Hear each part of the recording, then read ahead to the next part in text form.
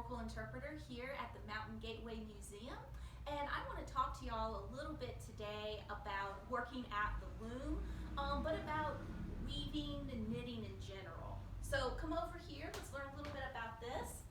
Now this is an old style loom. This was actually not in an individual's home, but meant for making larger pieces of cloth for more bulk cloth things.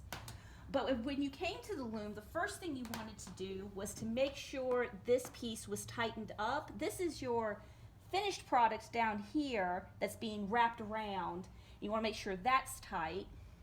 Then the next thing you want to do is tighten this bar here, and that actually controls the threads in the back of the loom here, bringing those forward. And you want everything as tight as possible, because the tighter everything is, the more sturdy your material is going to be. So let's have a seat. So when you sat down at your loom, this is your shuttle, and this is your working thread that you're using. And down here are the pedals that control these two pieces right here. So you push one pedal down. And this is why you want everything as tight as possible, so you can stick your shuttle through here, pull it out the other side, pull your thread all the way through,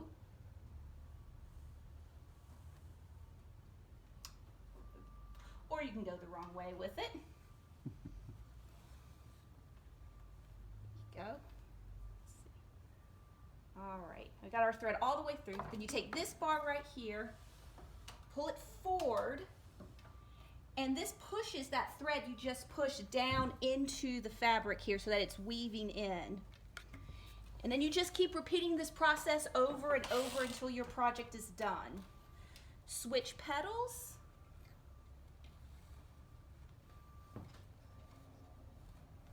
Put this through. Obviously, an experienced weaver would go much faster than what I'm going. Forward. And you just keep doing that over and over until your project is finished. Now, if you were at home, a lot of women and young girls at home would learn how to knit, how to sew, and this was an important skill so that you could make small objects like socks, hats, and scarves, but also to do mending and patching. And I'm going to show you something that you can do at home. This is called finger knitting, and this is how a lot of young girls actually first learned how to knit. So this is very simple. You're going to take some yarn, any yarn, and you're going to hold it, and you're going to hold it like this in your non-dominant hand, in this case my left hand. This is your tail, and then you're going to pull some yarn off here. And then we're just going to weave around our fingers. Going to go over the middle, under, over the pinky. Then we're going to go back around, go over the ring, and over the index. Then you're going to do this one more time, both ways, so that you have 2 loops on each of your fingers. And from this point, you're just going to take the bottom loop and pull it over the top loop. Bottom loop over the top. And you're going to want to do that for all 4 of your fingers. And now we're back to 1 loop on each finger.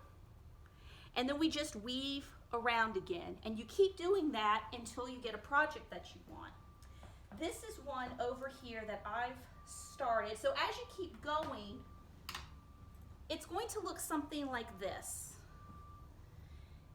Now, weaving like this, you can make all kinds of things. You can make headbands, you can make cords, straps for purses, that kind of thing.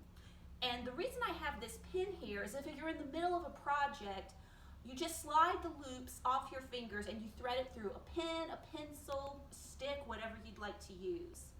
And you keep doing this until your project is as long as you want it to be. Hope you've enjoyed this demonstration, and you can go online to find other cool projects. We hope to see you again soon.